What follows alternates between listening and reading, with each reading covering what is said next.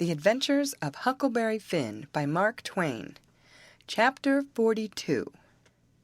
The old man was uptown again before breakfast, but couldn't get no track of Tom, and both of them sat at the table thinking, and not saying nothing, and looking mournful, and their coffee getting cold, and not eating anything. And by the old man says, "Did I give you the letter?" "What letter?" "The one I got yesterday out of the post office." "No, you didn't give me no letter." "Well, I must have forgot it." So he rummaged his pockets, and then went off somewheres where he had laid it down and fetched it, and give it to her. She says, "Why, it's from St. Petersburg. It's from Sis." I allowed another walk would do me good, but I couldn't stir. But before she could break it open, she dropped it and run, for she see something. And so did I. It was Tom Sawyer on a mattress, and that old doctor, and Jim in her calico dress, with his hands tied behind him, and a lot of people. I hid the letter behind the first thing that come handy and rushed. She flung herself at Tom, crying, and says, "Oh, he's dead! He's dead! I know he's dead!" And Tom, he turned his head a little and muttered something or other, which showed he weren't in his right mind. Then she flung up her hands and says, "He's alive! Thank God! And that's enough!" And she snatched a kiss of him and flew for the house to get the bed ready, and scattering orders right and left at the niggers and everybody else, as fast as her tongue could go, every jump of the way. I followed the men to see what they was going to do with Jim, and the old doctor and Uncle Silas followed after Tom into the house. The men was very huffy, and some of them wanted to hang Jim for an example to all the other niggers around there, so they wouldn't be trying to run away like Jim done, and making such a raft of trouble, and keeping a whole family scared most to death for days and nights. But the others said, "Don't do it. It wouldn't answer at all. He ain't our nigger, and his owner would turn up and make us pay for him, sure."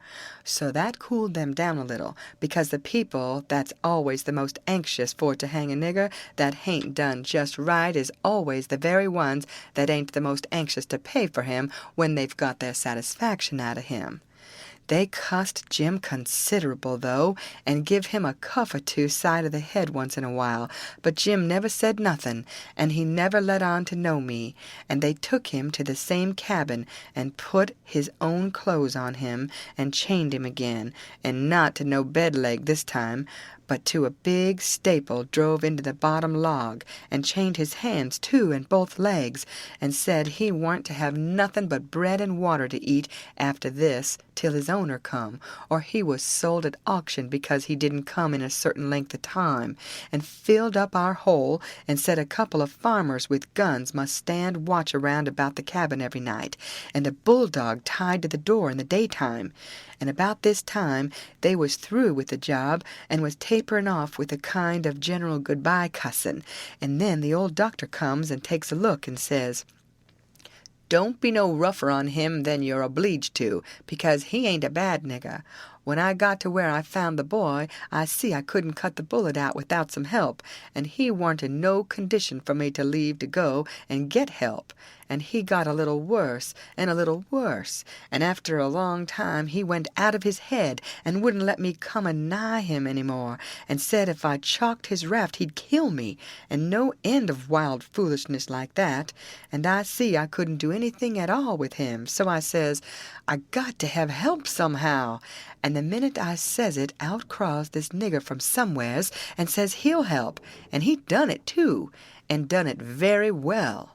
Of course I judged he must be a runaway nigger, and there I was, and there I had to stick right straight along all the rest of the day and all night. It was a fix, I tell you. I had a couple of patients with the chills, and of course I'd have liked to run up to town and see them, but I doesn't, because the nigger might get away, and then I'd be to blame. and yet never a skiff come close enough for me to hail.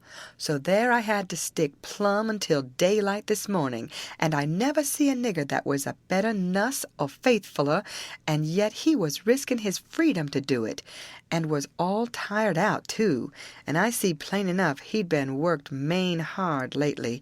I like the nigger for that, I tell you, gentlemen. A nigger like that is worth $1,000, and kind treatment, too. I had everything I needed, and the boy was doing as well there as he would have done at home. Better, maybe, because it was so quiet. But there I was, with both of 'em on my hands, and there I had to stick till about dawn this morning. Then some men in a skiff come by, and as good luck would have it, the nigger was setting by the pallet with his head propped on his knees sound asleep. So I motioned them in quiet, and they slipped up on him and grabbed him and tied him before he knowed what he was about, and we never had no trouble. And the boy being in a kind of a flighty sleep, too, we muffled the oars and hitched the raft on and towed her over very nice and quiet, and the nigger never made the least row nor said a word from the start. He ain't no bad nigger, gentlemen. That's what I think about him. Somebody says, "Well, it sounds very good, doctor, I'm obleeged to say." Then the others softened up a little, too, and I was mighty thankful to that old doctor for doing Jim that good turn, and I was glad it was according to my judgment of him, too, because I thought he had a good heart in him, and was a good man the first time I seen him. Then they all agreed that Jim had acted very well, and was deserving to have some notice took of it, and reward. So every one of them promised, right out and hearty, that they wouldn't cuss him no more. Then they come out and locked him up. I hoped they was going to say he could have one or two of the chains took off, because they was rotten heavy, or could have meat and greens with his bread and water. But they didn't think of it, and I reckoned it weren't best for me to mix in, but I judged I'd get the doctor's yarn to Aunt Sally somehow or other as soon as I'd got through the breakers that was laying just ahead of me. Explanations, I mean, of how I forgot to mention about Sid being shot when I was telling how him and me put in that dratted night paddling around hunting the runaway nigger. But I had plenty time. Aunt Sally, she stuck to the sick room all day and all night, and every time I see Uncle Silas mooning around I dodged him. Next morning I heard Tom was a good deal better, and they said Aunt Sally was gone to get a nap. So I slips to the sick room, and if I found him awake I reckoned we could put up a yarn for the family that would wash. But he was sleeping, and sleeping very peaceful too, and pale, not fire-faced the way he was when he come. So I set down and laid for him to wake. In about half an hour Aunt Sally comes gliding in, and there I was, up a stump again. She motioned me to be still, and set down by me and begun to whisper, and said we could all be joyful now, because all the symptoms was first rate, and he'd been sleeping like that for ever so long, and looking better and peacefuller all the time, and 10 to 1 he'd wake up in his right mind. So we set there watching, and by he stirs a bit, and opened his eyes very natural, and takes a look, and says, "Hello! Why, I'm home! How's that? Where's the raft?" "It's all right," I says. "And Jim?" "The same," I says, but couldn't say it pretty brash. But he never noticed, but says, "Good! Splendid!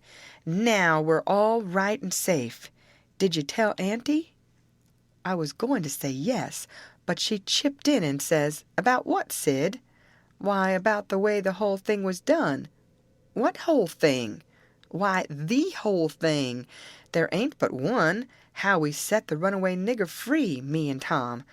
"Good land! Set the What is the child talking about? Dear, dear, out of his head again." "No, I ain't out of my head. I know all what I'm talking about. We did set him free, me and Tom. We laid out to do it, and we done it. And we done it elegant, too. He'd got a start, and she never checked him up, just set and stared, and let him clip along, and I see it weren't no use for me to put in.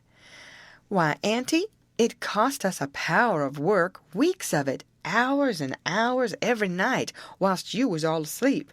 And we had to steal candles and the sheet and the shirt and your dress and spoons and tin plates and case knives and the warming pan and the grindstone and flour and just no end of things. And you can't think what work it was to make the saws and pens and inscriptions and one thing or another.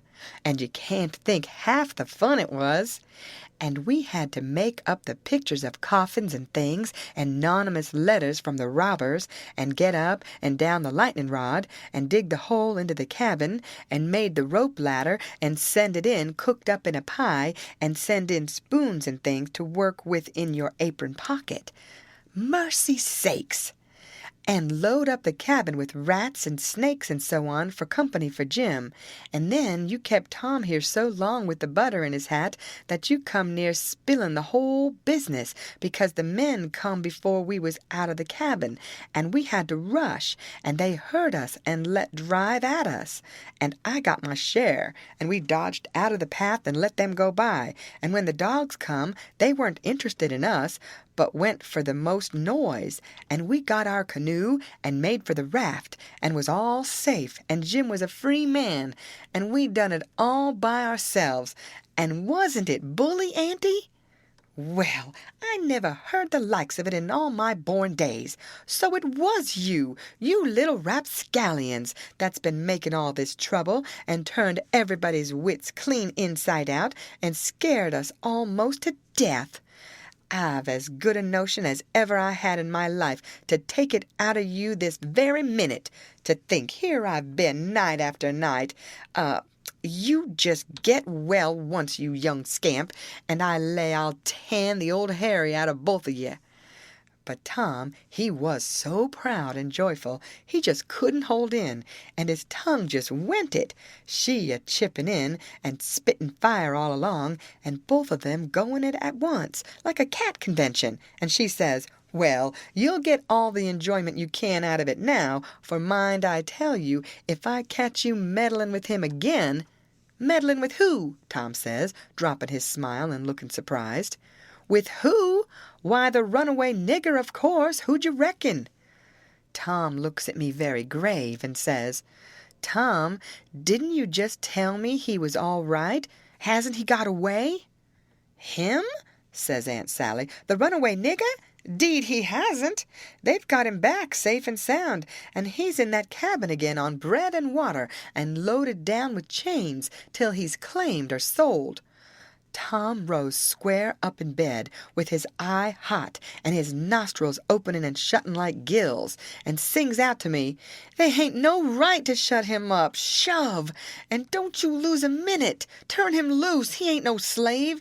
He's as free as any creature that walks this earth." What does the child mean?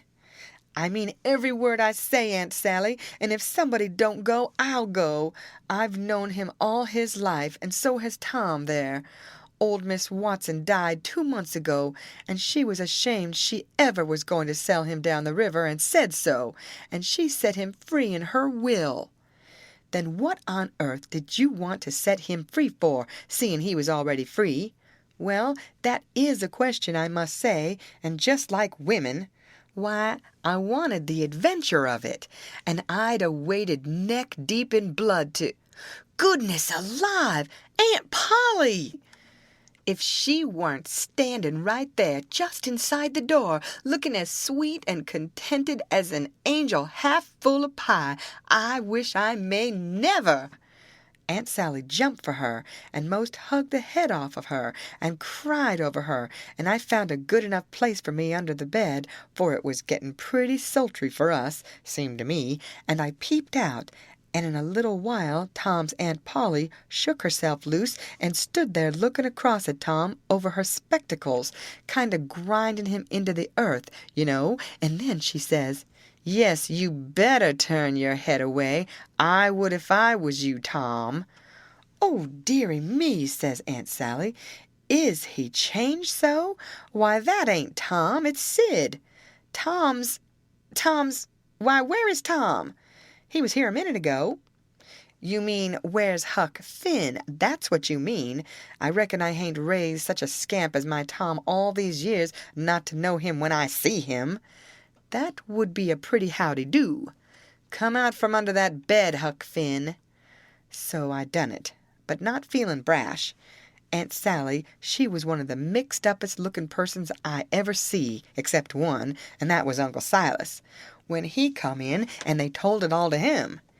It kind of made him drunk, as you may say, and he didn't know nothing at all the rest of the day, and preached a prayer-meeting sermon that night that gave him a rattling reputation, because the oldest man in the world couldn't have understood it.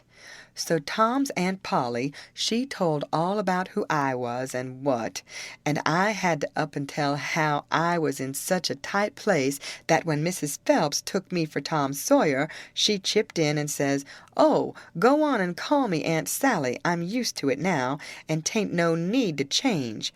That when Aunt Sally took me for Tom Sawyer, I had to stand it. There weren't no other way, and I knowed he wouldn't mind, because it would be nuts for him, being a mystery, and he'd make an adventure out of it, and be perfectly satisfied. And so it turned out, and he let on to be Sid, and made things as soft as he could for me. And his Aunt Polly, she said Tom was right about old Miss Watson setting Jim free in her will, and so sure enough, Tom Sawyer had gone and took all that trouble and bother to set a free nigger free.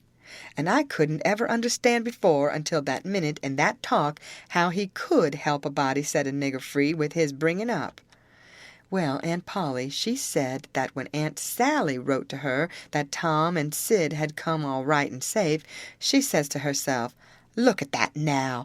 I might have expected it, letting him go off that way without anybody to watch him. So now I got to go and traipse all the way down the river, 1,100 mile, and find out what that creature's up to this time, as long as I couldn't seem to get any answer out of you about it." "Why, I never heard nothing from you," says Aunt Sally. "Well, I wonder why. I wrote you twice to ask you what you could mean by Sid being here." "Well, I never got him, sis."